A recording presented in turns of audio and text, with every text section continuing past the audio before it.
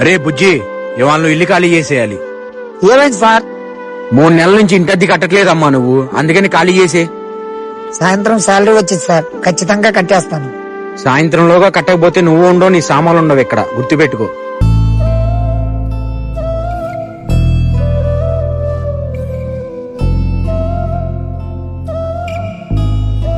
Sir ఇవాళ నేను ఇల్లు ఖాళీ చేసేస్తున్నా సార్. వద్దులేరా, ఏమైంది సార్?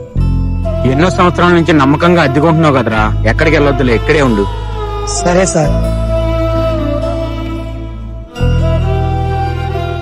జీతం పడింది, ఎలాగైనా ఇంటి ఇచ్చేయాలి.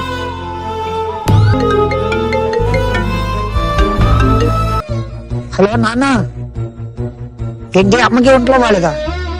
హాస్పిటల్లో జాయిన్ చేశారా? నాన్న ఇప్పుడే పంపిస్తానన్న డబ్బులు. నాన్న డబ్బులు ఫోన్ పే చేశాను. నేను సాయంత్రం వానకాలు చెప్పేసి బయలుదేరతాను. అమ్మని జాగ్రత్త చూడు నాన్న.